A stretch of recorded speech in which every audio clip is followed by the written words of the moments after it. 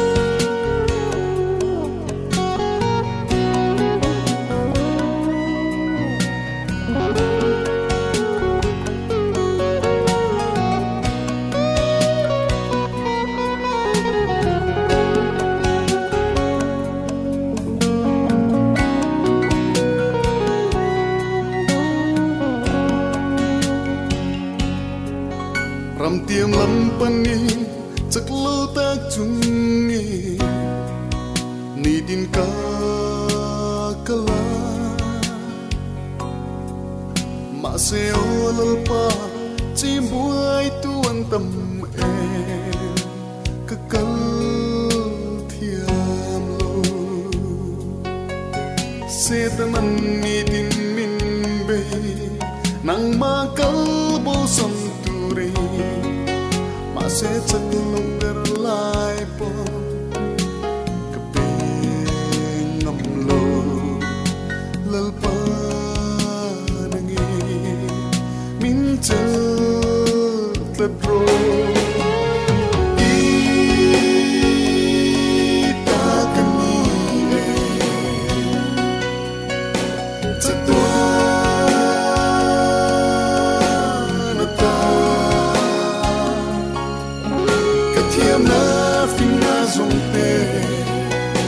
lalpa itanani hihi katukuibe nang mafakir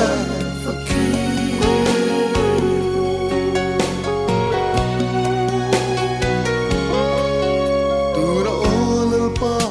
hihi kashia lom thu ka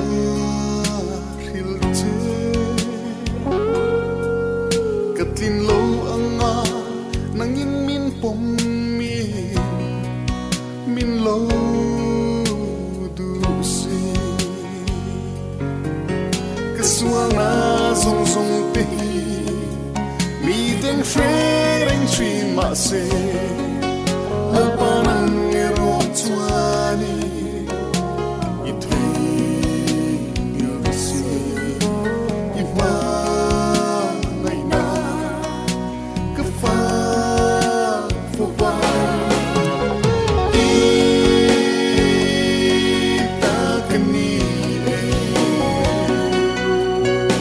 Satwa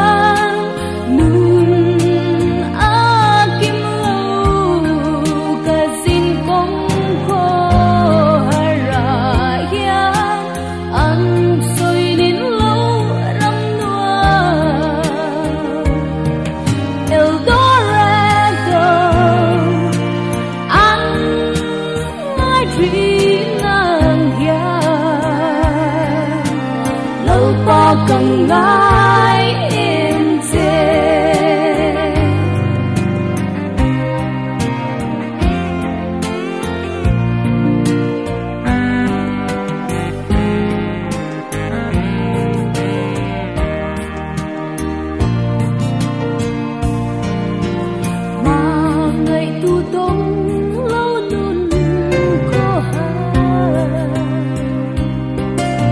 xóa lệ rét thấy tàn hiền ô lâu em ngắm chê càng nun khô har ra yan tiêu lâu chúa nun a kim lâu cả dinh công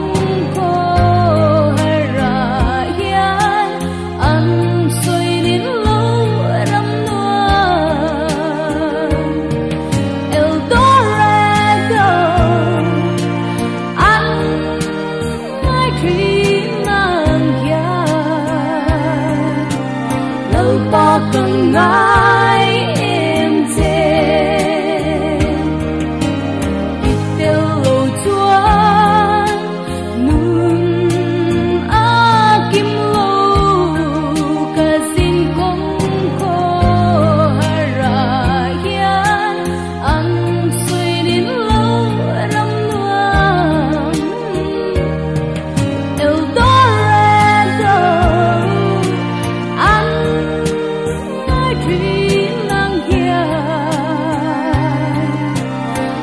pa kang ngai em che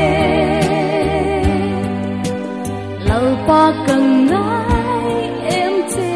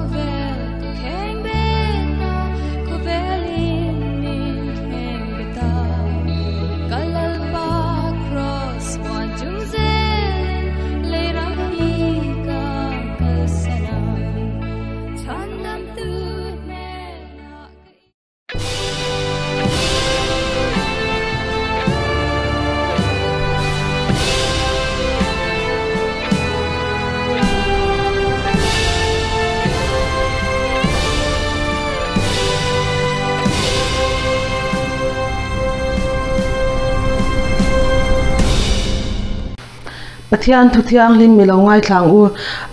sam somthum pathum na chang som pariat atanga somni pakhat zawin ngai te lalpa mi chu ama ti tu te chunga chuan a furan thina angil ne na be sei tu te chunga chuan annun na thina laka chan him tur le tram kla ka an ma ni tung nung turin kan nun na hian lalpa a ngak ringa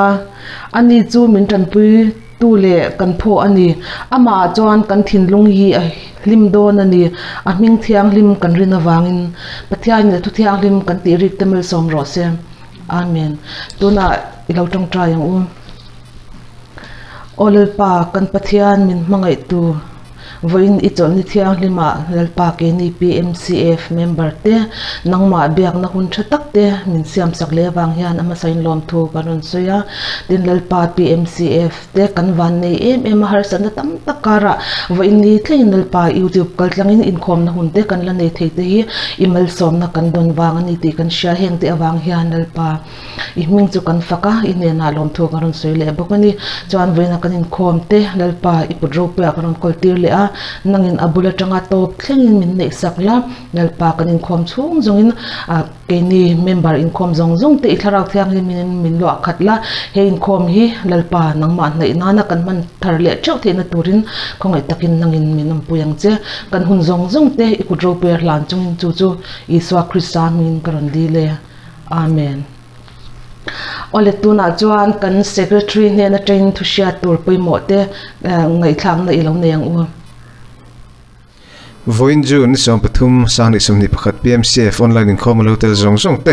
thole la liswa krista mingin chibai kabuk chewni voin kan in khom program hetiang hi ne roi tu hi nula lom sang kimi kan executive committee member ani trong trai rual na kan nga pathian thu cha min thil tu tur hi reverend PC zo sang liana kan ex officio committee member ani ang chalima sa report tholom hetiang hian aloluta general account ramthari patangin cheng sang kwa le za sumnga aloluta tol chung ipa cheng sang ruk le sumnga inkhom tholom atangin cheng sang khatzali sumnga bu fai trama cheng zariat general account hian azawa in cheng sing khat sang sari zali sumnga aloluta building account ipatangin cheng sing khat sang rukza somsari le pathum donation a cheng sang khat alolut boka billing account hian cheng sing khat sang sari za somsari pathum alolut ane camping account ipatangin cheng sang khat zakwa alolut boka ti chuan cholnima sa a tholom tling khom zong hi cheng sing thum sang ruk zanga somni le pathum ani ip hi pariat alolut ane in khom zong mi somsari kanne cholni le in khom program hetiang hi ni ang ani hi ni somni jun sang ni somni pakhat alo ni to anga hruai tua nula lalmuan omi ani anga tongtrai rualna kan anga pathian thu cha hi upasilal zarmo ya na ten kan ngai thladon ani kan thu cha soitu tur hi kan riat dan tur chuan la pho thiam la thatak tak lar tak lo pho to thin tu khani in khom turin mi zong kan so mani kalome in khom chungin tholom kha pek the na tu number kha karun tara ta khanin athak reng the ani ti kha atharin karon soinan le ni ole tuna chuan trong trai rual na kan lo nei do nanga thupui omsa hi karon tar langa screen a hian hemi mang hian kan trong trai anga chuan ke mani cheu atharin pathian ne na kan lom thu soi le ila chuan atop na chu heda tangin karon nei don ya ilo trong trai rual ang u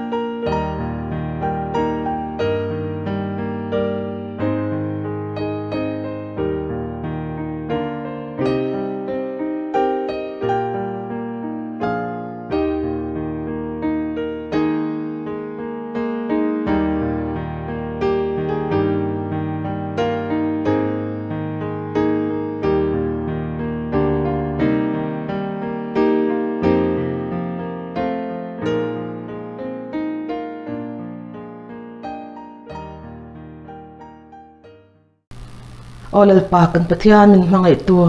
lalpa imi kal khom ten kan mamote voinia inena karon thlen le ania lalpa khang karon thlen tak zong te khan nangin lalpa tha le omiti na lalpa khongai takin nangin min lo ngai thak sakin kan dil na zong te kha nangin rim tu ya min lo pom sak turin karon dil le cheni chan lalpa ima kan local khomin kan nerim chan ang te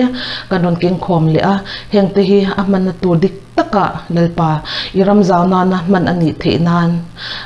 lalpa ikota karon koltira nangin min lo ti thiang lim sakla tin apetu zong ti lalpa a en koltu te zong po nangin ompuin mal so mong che chungchu ifa pa iswa krista min karon dile amen tuna chuan kan thus cha soitu tur kan lo som tonga voina hianin reverend PC zo sang lian an ta tangin thu cha kan ngai thadona tuna ilo som mang u lang sanga PMCF member te kalal pa iso krista mingin in zawa in che bai ka bu ka cheu voina in ma a pathian thu cha soi thei tura kaloding hi pathian khongai na ka chanani ti chiang takin ka sia a kalo me mani lalpa chu fukin nam ro se voinia pathian thu cha karon soi tur hi ka testimony te po ati theyanga pathianin har satna le natna kan to laya athil ti theina min mu tir le sarau thiang lim pol na kan chante ron soi cho katum don ani pathian thu masa in lo ngai thla ila Genesis bung ni chang sari ilo ngai thla ang u tin lalpa pathianin leya vai butin mishing siama atnara chuan nun na tho chu tholu ta ti chuan mishing chu minung alo ni ta a Galatia bunga chang som paruk atanga chang som ni le panga sovin chu ti chuan hei hi ka ti ani tharawa omro u ti chuan ti sa chak na chu in zom don lo nia ti sa hian tharau do na lama chak thin tharau poin ti sa do na lama chak bok si thin thilti intum te chu inti theilo nan chung te chuan in kalsi nima sela tharau hroya inong chuan dan hoya chuan inong love tin ti sa thilti te chu lang fi ani chung chu heng hi ani in ngai na te bol ho na te khur na te milem biak na te doi thiam na te khuat na te in haw na te thik na te thin ur na te in khin na te om hran na te rin hran na te eat sick na te zurui na te zumhun lim na te chu tiang te chu chung konga chuan tun ma a chu tiang thil ti mang te chuan pathian raman chang lowang tia ka hril lok chewang khan ka hril lok cheu hi tharau ra ero chu mangai na te hlim na te rem na te do thei na te ngil nei na te that na te rinom na te thun huai rol na te in sum thei na te ani zo ke chu tiang kal zong in dan thu pek reng a om lo ve tin Krista I swami te chuan ti sa chu a sual ngai tu na le a chang na te chopin an kheng bet ta tharawa nong kan ni chuan tharawa ve I om le bokang u pathian ne na tran puina deli ni tong trai ang u olal pa kan pathian chung nong ber voina hian I thu cha ngai thla a I thu te hrele thei tura rem chan na min pe a kan nun na te min la zo saka wangin ne na lom thu kan se tun huna I thu cha kan ngai thak tur te hi angai thla tu zong te le kei a soi tu ngai ta na nangma tharau thiang him mal som na kan chan thar na alo ni theina tura nangma mal som na le tran puina kalal pa Isu Krista mingin kan dile che amen kan sei tak ang khan voin nia hian pathian thu cha thu pui dang vak po sei tur kan ilova har satna kan to laya pathian ina min pol na le pathian thil ti theina kan chandan sang te an soilan ka tumani a April tha le May tha kha eni chu ka tan chuan har satna chi sang kan to hunani a keimani chung kobil mei po ni lovin mun danga ka unaw te poin hemilai borvel hian har satna chi sang an to ka unaw pathum kan ni a kan u nau thum hian kan chung tenen damdo ina kan vek maya April tha le May tha bor vela khan ril ru boi du hle maya amara chu heng ti lai hian pathian pol na le pathian khongoi na na satak kan changa kan nan na te kan har sat na te lam ni lovin vo in nia hian chung hun laia kan har sat na te kal tlanga pathian min pol na chu ron soi katum zok ani chuti lain heng kan har sat chunga ko fran ho te le mi mal te min ngai saka min tong trai puya thil pek te poa min tran pui tu zong song te chunga lom thu kan han soi ma sadu bok ani voinia khatu cha soi tur hi arei lu tuk lo nan poinin kan han thena a point khatna kan han soi ma sak ber du chu kadam lo laya hospital admission ka mu dan khania kadam lo lai hi abik takin Maharashtra state le Pune a te po COVID-19 case apun loi chau lai kha ani a ni tin main hospital in admit turin mi an in tlar put maya ton nuwa ka han chanchin bolam ka han thlir kir le hian ka in admit ni som le panga a khan Pune khopui chung rota Pune Municipal Corporation area chunga runga thian mi sanga za thum som sari le pathum case thar mu chuani chutia na ni awang chuanin hospital admission mu kha ahar em maya keni po damdo ina kanin entira 7-day Adventist hospital doctor ten ka din punan han chianga ina po holovin damdo ina in admit ngal turin min ti amai ro chun manin oxygen bed an nei lo wangin hun dang zona nga ya kan thiante le keima ni ngai te pon thei top kan chua mun sang kan dapa awang em maya ril ru amang anga abeidonga ril ru in kan tong try molani chutia beidong taka kanom lai chuan kan thian pa pakhat kan in hnuai mi hian hospital pakhat min hu sak hlo maya kan omna huna tang chuan hade ulle ka mara chu hun dang kan hu mai lo le kan thian mai lo awangin chu milam pan chuan taxi in kan kala hetia taxi kan kalla hian Bharati Hospital kanomna tanga hospital nai vai tak le charitable hospital ni bok aman tlom kha ril ruwa chuan om theila o tin a oma ti chuan he hospital a hianin an deputy director number engtin tinamania malama hian kanaya ti chuan chumi number chu taxi kan kal to nu a chuanin benge seirun dung ti in kan han WhatsApp very much maya Basei na po ka na isang vaklawa chuti lai chuan hospital kan tlan pel lai hian ka phone chu kan han enve shima karin lo tak mayin chu hospital deputy director chuan ka WhatsApp message min on changa hospital deposit poisa ne na ron kal ngal tura milo shil na lo ni chu hospital chu tianga chanchin te ka han chiar zo to chuan kan lo tlan pel thui viau to taxi driver ne na chuan in trana chu hospital lampan tur chuan ka hrela ti chuan khamizana khan hospital khum chu changche lo maila atu ka chang ve ta hospital ka han om nu tle ma ka han chang kan de nu hian ka bulami te ho cheng tin nge hospital khum an chan thei ti te ka thiam mang angin kan han zon hloma chung khum chang ho chuanin melsiat nurse mo doctor mo toy mo tran pui tu neya admit de vekha an lo ni keinin melsiat po nei lova pathian in admission min pe kha aro pui ka ti ma ma po in he hospital a hian damlo pakhat admit turin kan beya kan hlo cham to a chan chu khum kha aras maya khum ol kha kan bu thei thlot lo ni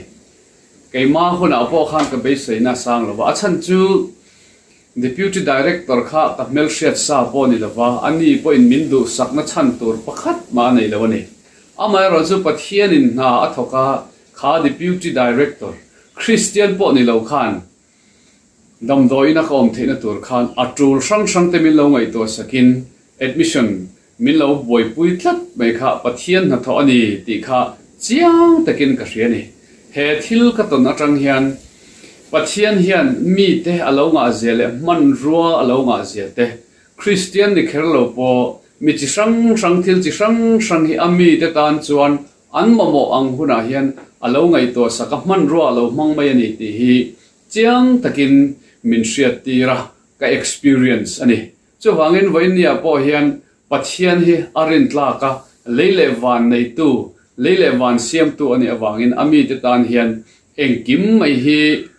kan mamo azirin min pethe ani ti hi kan hriat thar lep atul hle in ka hria ani apadina chuan pathian chau hi kan dam na tak tak chu ni ti hi ka soi do ani hospital a hian ni som le pakhat ka oma hospital a ka om tir lai chuan ka din hun kha lo om tak chu ani lo na a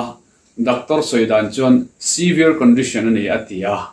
min en kol nan khan dam doi chi sang an manga remdesivir depo an mangani mase dos ni khat kalak nuwa po khan ka chuap infection khan masor na kha nei tlat lo maya chu wang chuanin min en kol tu doctor te po khan an base yang ma ka son chaklo wang khan an ril ru po kha anom che lo ni ang kanu pui hne na an sil dan chuan I pasal hi anopan te reng nen ma ason chaklo hle mai ti in an lo soi ani a etia covid in en kol na ta na dam doi an man lar ber po in base anga na tho that lo wang khan ke ni po kan ril ru chu anuam chi lo ni amara chu chati lai hian pathian in ka thil lunga thuron soya ama pathian ani lovin dam doi a zok base na kan lo nei sang hle mai ni ti kha kan in re chuaka kan dam na tak tak chu dam doi ni lovin pathian ani ti pathian in min hriat tir du zok alo ni reng maya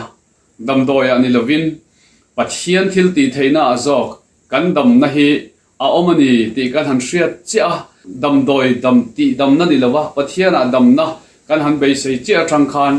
mu thein ka din hun kha ama son ta zot zot maya ni khat thil thu le ka kalo dang lam ta doctor te point atu ka kan pui ne na an thil soi chu I pasalina ma ason dan hi mak kan ti hle mai ti kha lo ni ta ani he thil kan to na tang hian kan pathian hian ti dam tu ani zia kan hriat le ring tu te hi thil dang aya ama poimo bera kan da ama kan rin ber hi adu zia kan hriat chian pha le ani pathian hian khovel thiam na le dam doi te hi adu chuan amang thein te meu mai ama ero chu ama aya athil siam te le khovel thiam na te ka keima tan chuan dam doi thil ti theina te dam doi chak na te kha pathianin a aya da poimo a aya rin kha alo rem ti tlat lawani chu wang chuan dam doi in en kol na inderama dam doi kan nei lar per rem de sevir te po khan keima khan omzia khan nei lok lo ani amai ro chu pathian chau bei seina kan han ne tang khan pathian thil ti theina kan lo muta ani ti chuan pathian khongoi na zara ma kalo son ta zot zota ni som le pa ni na dam doi na train ka chua ka ni sari chung ka in quarantine chung point har san eng ma ka nei lawati chuan negative certificate nei in lama kalo ho thei ta ani apathum na chuan trong try na thil ti thei zia le kan in trong try pui thin lo hlut zia hi ka sei le do ani tun tum kadam lo na tang hena bit takin pathianin ami de trong try na a chan thin zia atakin min tem thar ti ra kalom khop maya kan chung ko in har sat na kan to la hian mun sang sang kan mel hriat te le kan mel hriat ngai lo te poin na sat takin min trong try puya mi sang tam takin min trong try puya ni ti kan hria ke mani mai ni lovin kan thian te le kan chung te poin hetiang ma trong try sak tu an han tam hi mak an tia ke ma phejon hetiang anga trong try pui tu ka nei tam hi kala hrengai lo reng reng ani hetiang mi tam takena trong try pui na min han ne ya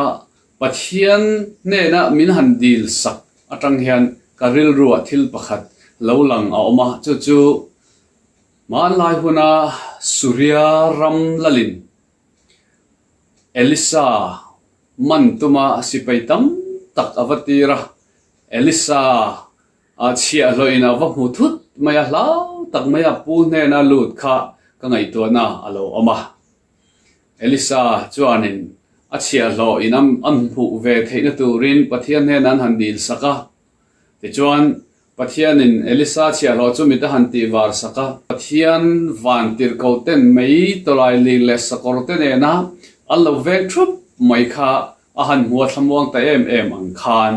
ke poin pathian mi ten trong try na in min venga min hual tlat ni khan ka sia se tanan COVID-19 manga min ti zam te le har sana min thlen te po tum ma se pathian mi ten min trong try puina wang khan ka thamwang em ka hlau lova nat na po kha lung oi takin ka tur thei pha ani a point palina chuan pathian hriat lo hian thileng ma hi thleng lo ani ti hi ka soile tu ani ka dam lo lai le kan quarantine lai hian keima ngai tu na te le midang te poina min zo na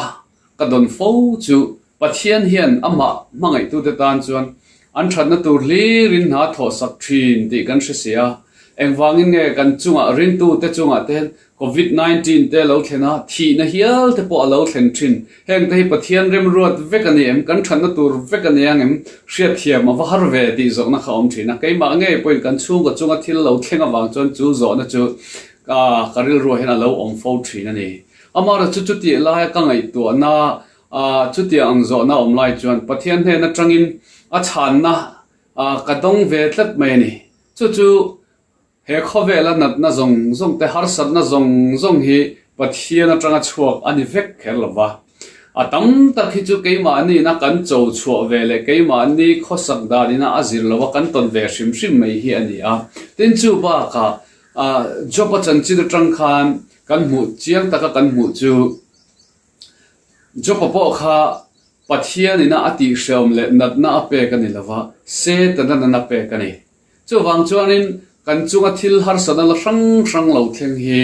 se tanana min ti du da atum nan te pathian kan hmangai lo min fia atum nan te po hian kan dong ve fo thin ani chu ti lai ro chon thil pakhat kan hriat renga ta na poimo em chu engwang poin kan chunga hian har sat na le thil thalo poi lo thleng sela chung chu pathian mu lo le pathian hriat pui lo hian a thleng reng lo ani ti hi ni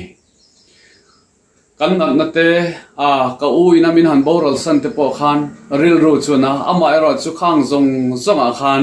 pathian in min hriat puya pathian in min mu a he kan chunga thil thleng chiat na lo thleng dat na lo thleng hi pathian in min hriat puya pathian in kan that na tu rin eng kimin ala tho sak dor ani ti rin na kha ka nei tlata chu chuan thamuan na chung ri la hian min pe a ka tra lai te kan tur lai te po khan chu thamon na chuan kan thinlung chunga hianin min lua thlap mai ani chu wang chuan tra lai po in thamong takin kan om thei ani wa in nia hianin pathian hi engkim chunga ro rel tu ne thu nei tu ni chu wangin a hriat lovin engma a thleng lo ani ti hi shela ama hi ring ngamila ama kuta in nga ngam hi apoimo hle ani chu te ama kuta in ngat ngam te chunga chuan pathian hian a that na tele arin omzia te hi alan tir du thin ani apanga na chuan pathian hi tharau aloni lom omzia hi ka soile do ni lali su khadam lai chuan mun sang akal thina mun sang akal na te khan dam na mitam takin an chang thina mitam tak dam lo te mi thi te thlengina kai thawani kha amai ro chu thil pakhat kan hriat reng tur chu akal na mun le angeni ama nge physical a om na mun mi te lo kha chuan dam na kha an dong ai lem lawa ral khata tanga dam na dong pakhat ka hriat chu sipai za ho tu fanu kha ani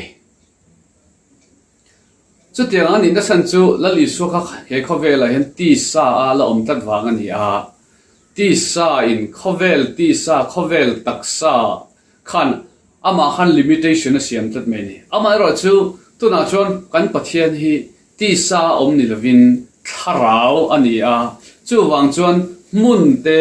hun te khan ama thu nei na nei to lawa limitation a siam sak to lawani chu wangin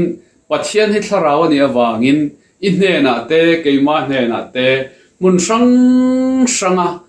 khovel zonga mi te hne na hian in ang ringin arwalin pathian thilti theina kim vek si khan min ong pui the ni kan dam lo chung hian boy thlak hem em mai chu keima quarantine na huna ka oma kanu pui dam do ina oma ka fa te an pathumin in lama an oma chuti lain Kolkata ka u te chung kwa dam do ina an oma aizola ka farnu fanu pum na awangin dam do ina an boka ril ru kha ka thu mai ni ka ril ru ka ngai to a khoya ber hian nge tu huna hian om theila ka ti de po keima kha ka in zot ani kanu pui bula ka om don chuan ka fa te ka ngai to boxi ka fa te le kanu pui te na om te ne na om thei mai la dam do ina ka u nau pa thi suala om me te ka ril ru a om boxi chuti line ka farnu fanu nau pang te kum limi pumna a vial mai ka ril ru a om boxi ti thei ka nei lo ni chuti lai tak mai chon ka ril ru a lo om chu pathian hian ka ti thei lo min ti sak theya keima ang ni lo hian pathian hian heng kan chung kwa na tor tu te hne na hian kan zawai hne na hian a in zat ringin a thil ti theina ngai vek hian min om pui the ni ti kha chiang takin ka hria chu chuan na sa takin min thamona keima ti thei lo le keima ka in ena ka in acting ka tiang ka in thiam lo da zong po kha min ti bo saka kanu pui te le ka fa te ka bia ka pheipon keima in bula karon om ai khan in bula om me pathian om pui na cheu kha athazo ka engkim tan hian thilati theizo ka ni ti te ka soi nge ani voina hian pathian hi kanza achunga athil ti theina inzat vekin a oma mana eliza te mosia te le zol nei ro pui tak te chunga te le tun huna po kan missionary te chunga a om te le ti dam na ne ya kan thu hril tu te chunga a om ang hian I hne na le ka hne na po hian pathian hi a oma mun le hunin omzia anei lawani chu wangin pathian ring tu apiang te le pathian in ngata piang te pathian thilti theina kan don theina tura keima ni lam ama in ngat na sa piang te chunga hian pathian thilti theina hi alo lang chuak na samai thin alo ni chu wangin voinia po hian engkong konga motran puina kan mamo ani mai the ni atran puina kan chan theinan ama kan som hi anga rengani ti hi ise tharle teng u atop na bera chuan mi hring te tan hian tharawanun hi alo poimo berani ti hi ka soile do ni covid na tang hian kan nun na tura oxygen poimo zia chu kan za fa in kan thre o me oxygen saturation level kan nei tharlo chuan tlangwal thapui puite nula thapui puite mi hrisel tak te po reilo te chungin an thi ani ti kan hria a arab thak em ani amaro chu kan nun na atana oxygen hi poimo em rualin chu ai poimo zok chu oma chu chatua na nun na kan nei theina tura tharawa nun na hi ni Genesis bung ni chang sari kan chiar chuan pathianin leawai butin mi hringa siama anara chon nun na tho chu tholu ta ti chon mi hring chu minung alo ni ta ti kan hmoni kha helai nun na tho ti hi bible thiam te zirmi te chuan pathian tharau ani ti nan soya pathianin tharau keimania tholu che khan minung kan lo ni ta a pathianina nun na tho lu a thok lu ma kha chuan leawai bu da siam mai kha kan ni ani chu wangin he nun na tho kan nun na tinung tu voinia mishing minung kan lo ni na ber mai hi pathian ta ani a pathianin adu chen keimani ya ada adu huna alale mai don ani mishing ten he nun na tho chunga hian thu kan nei lawani chu wang chuanin pathian atanga kan don nun na tho hi kan nun thei na tura oxygen ai hian kan ngai poimo hi poimo ma kan chom lena anei tu hne na him tak le lim taka akir le theina tura thei to kan so hi apoimo tak meu ani pathian chatuan rem ro dana chuan he khove la kan nun na hi chu reilo te chu mai ania pathian angai poimo bera anei lo jakopale khathona khan bungli chang som palia ti hian kan huwa in nun na chu nge ni chum reilo te lo langa ral le mai thinang hiani atia tin bible danga po lo bet pangpar ang te pon soya zinga alo chora alo paras tlai lama chona lo choile mai thina ni tia nun reilo zia kan dam chung reilo zia kha chiang takin bible hian min shilani chu reilo te nun na uma kan chu nun na reilo te thalela boy lo tur te hian pathian in minti chu ai chon chatuan dei zok kan nun na kan tharau nun ngai poimo zok turin mintia chu tiang ani theina tur chuan he khovel kan taksa te hi chu nat natele har sada te pohi min pe fo thinani ama isu ange in chanchi thazo khana je bung ruk chang som ni le pasare khan tiang hena saya chodang ral mai umin phe su chatuan nun dai tur cho umin phezok ro minti ani voin ni apo hian mani han in ngai to ta ila he khovel reilo te atana kan nun kan thak le lawang hian nge ni kan hun zong hi kan mana chatuan nun dai kan nei theina tur ta na pathian ni na min po sei sak zo le pathian ni na angai poimo zo khi kan ngai poimo ve ti po hi kan in zo poimo viau ani oxygen saturation level thatak nei hian tharau lam saturation level diam tak tharau lam nun ta na thi pui lo om tak te hian kan lo om reng mayang ti hi a lo om khop mai voina hian ma ni theu han ngai to taila tharau lam kan thisel na tharau thiang limina kan nun na thu a soina tur le adu zo kan om theina tur hian eng ang chi in nge pathian thu hi pathian tharau hi kan lo don son thina eng ang din hunanga vo in nia hian kanom mek ti hi mani in enfia apoimo khop ani galatia bunga chang so porukatanga chang som hi le panga kan chirta ka khan tir ko polan chiang de main tharau saturation level check down min shila chung te chu tharau saturation level chak lo ho te kan ti don nge ni tharau saturation level niam symptom som le pathum jet mai kha kan mu som le panga jet mai kan mu a chung te chu in ngai na te bol hlo na te hur na te milem biak na te doi te in huat te in hir ngo te thik na te chin chiat te mani masial te in ti dar te in chen te in eat sik te le zuri chi te le zumuna nuam tol te ni heng point som panga te ba ka hian tharawa nung lo symptom tam ta ko mang pola chuan hetiang symptom nei te hi chuan pathian ram an lo lawang ti in chiang takin galatia bunga cha som ni pakhata khana soini voina hian ma ni theu hanin en fia ta ila hen tharau lam nu na chak lo symptom te hi kan lo nei nualem kan lo nei rengem chutia nga tharau lam nun chak lo thalo symptom kan lo nei ni chuan